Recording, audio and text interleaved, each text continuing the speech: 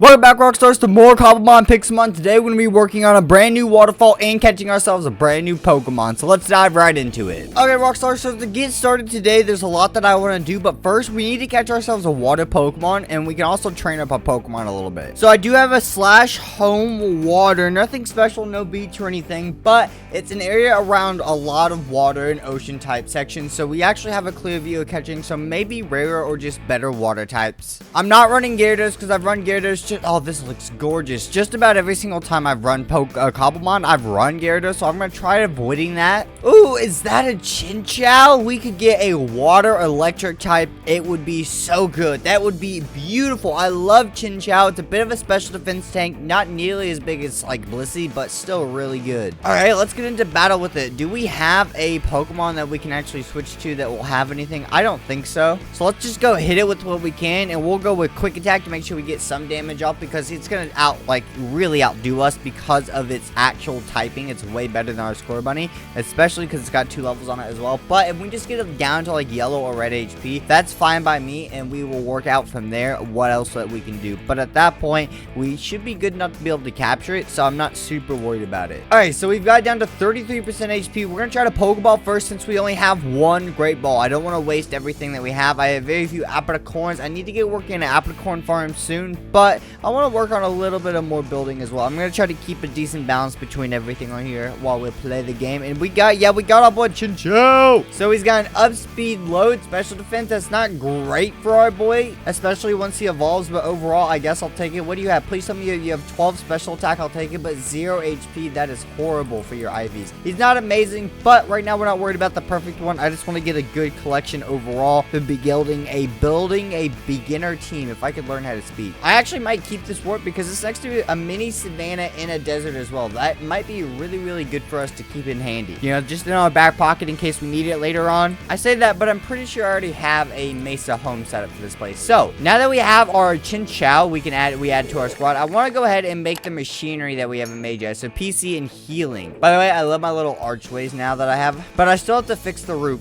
This is like 1 level up too high, and I just keep forgetting to fix it. Anyways, let's grab our iron and our bronze, or copper, copper, and our glass. I'm trying to think, what else might we need for our actual building machines? Okay, so the healing machine, we don't need anything else. We just need bronze and iron. There we go. We take that bad boy. And next up is the PC. We have glass and iron. Those are really easy. It's so weird to me still. They feel so easy because I'm so used to the Pixelmon. They're so difficult, or usually just really expensive to buy on server shop. And we can put these guys, I'm going to put them right here in the middle, because if I put them on the other side of the door, the only real space is outside of the middle. I don't want to block the windows. It'd feel cramped, so I think this works for now. Alright, so a big project I want to get working on to continue making our place look better, and eventually, so, you know, because I want to get like Apricorn farms, but I'm going to put them like way down there, is I want to get a waterfall like I talked about before, running through this place down to the bottom. What I want is this little crater right here. It's already kind of formed to this to be a actual like pond itself, you know, where water Pokemon can enjoy themselves. And you know, I can't really set out Pokemon to just stay there, but if I could, that'd be nice. Plus, it's just going to make the area look nicer. It's going to flow down hopefully from that right side there, behind the house and under everything down here into this. So it's going to be a little weird to try and build, but I'm super excited for this. So first of all, I need to get at least 2 buckets so I can have water, or prepare an infinite water source, because we're going to need that overall if we actually want to create this. We're also going to go ahead and we're going to need a lot of regular stone, I bet, and we're going to need some fancy, probably deep slate. I think I want to use deep slate smelted, and that should work for us. So we're gonna go ahead and throw these things in here and get this cobblestone smelting as well, so at least we have a mix of that. Outside of that, we just need to collect ourselves 2 buckets of water, and we can create ourselves everything that we need. Now if we just head this way, there's a little bit of water, so as long as we get the 2 buckets, we have an infinite water source amount, so we are easy peasy. It should be right over here, because luckily I love that we have a mini map. It makes it so nice. It shows the Pokemon. It's, you know, I can expand it. Oh, this is not regular running water. I mean, it's still, if we can get to the top, to the source block, but this is not what I was hoping for. Hey, source block achieved. 1 water bucket down. Only 1 more to go. Is there another source of water around here? I don't think so.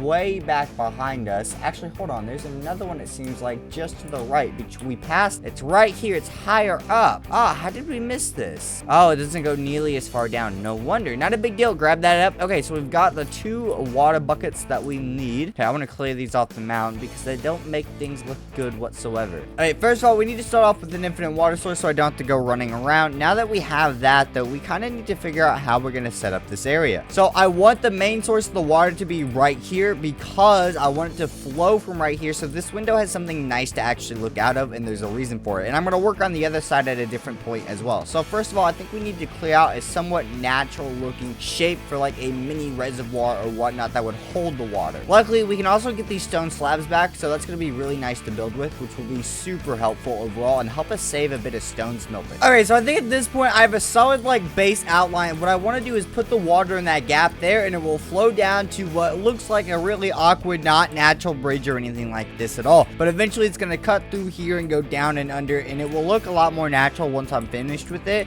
What I really want to do right now is make sure that this is blocked off as soon as we get some water in. So what I'm going to do is I'm going to block this off here, because if this overall needs to fill up. So we also need to fill this up, which isn't the easiest thing to do in the world. So we've got to start from the bottom before we fill it from the top if we want as many source blocks as possible. And I also kind of like need to clean this up. Now I want to go ahead and get the water put up here. There we go. So grab another bucket or two and we can get this set up here. Let's see how this flows down. I like it, but I don't think it doesn't feel right. And I think that's because of its size. So I'm going to throw another bucket down here. I'm also going to grab a couple more real quick. Yeah, it feels like this block right here should also have water coming out of it, but I want to look at it through the window real quick. Now we don't have lights in it, a glowstone or torches. Yeah, that last side needs one more block of water going down. Yeah, this looks so much better. Okay, so now if we actually come into the house, it's gonna look way better. Yeah, that looks really nice. It's a little unnaturalistic looking, but I think it's pretty nice overall. We can get lights worked on it later because I want to get glowstone, but we haven't just gone to the nether yet. We will soon at some point. We got a lot of things that I want to do, so we'll just throw some torches around it for now to keep it nice and bright so you can see it at nighttime. So now we kind of just need to work on the actual pathway itself downwards and under all of this stuff. Okay, so at this point we have our river laid out a bit, and you can kind of see it right there. So this is what we'll undo to let the water go. We'll flow down here, and this will drop underneath our bridge. After we get through that, it's gonna split into two lanes. The first lane, this was the original path, and I bring it all the way down here, and this lane will bring you all the way down this way to the end of the walkway, then underneath of it, following you right into this massive pit. Now if we go back to this section and under the original bridge, this is the other split off. It just goes straight under, and it's gonna go straight down to where we actually meet up with the second endpoint, combining the two streams to bring into this entire massive water pit. So now I gotta figure out how I'm gonna fill all this in, which is not gonna be fun.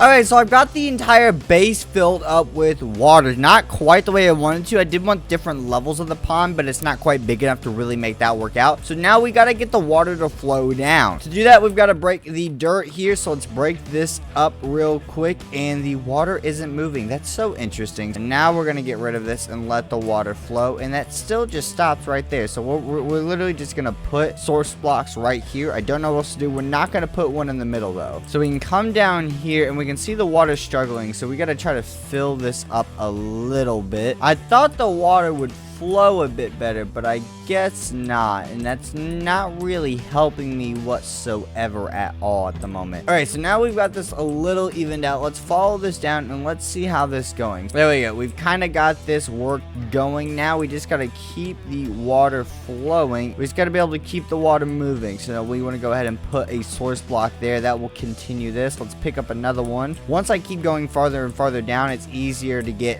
infinite water sources as long as I can keep creating creating them the right way. Get the water flowing in this direction. So we put that bucket there with this one here, and that covers all of that beautiful. So let's top off and let's see how we're doing so far. So this comes all the way down, and it does hit the next level. It does fill up this place for the most part. We're gonna add more water to it though. Okay, so now that this is filled up a lot better, we can come down here, and it doesn't quite make it to the end here, which is fine. We just gotta boost up the little pond at the bottom here a bit. Perfect. So the water flows down here and into here. There we go. Okay, so we're just missing a little bit of this right here, which is just a short from here. So if we put a source block here, there we go, and another one right here. So we're just missing a couple blocks of water to fill in right here, and we have our entire like pond system. There we go. Look at that. That looks awesome. Ooh, baby, looky there. I love it. There we go. We get rid of that little edge there, and it looks gorgeous with that water glistening on top of it. And the reflections on this, so many times I thought these torches were ones I dropped. They're just straight up that good of reflections. I absolutely love all the resource packs on this. So now Chinchou and any other water Pokemon we have a swimming pond to get in. Oh, it's like the perfect size for Chinchou too. It's literally perfect. Look, buddy, we can go swimming together. We've got a nice pond. It's gonna be fantastic. Well, I went ahead and outlined everything in stone brick Rockstar, so this way it gives it a bit of a different look. It also stands out from everything else since we've used mainly wood in our builds, but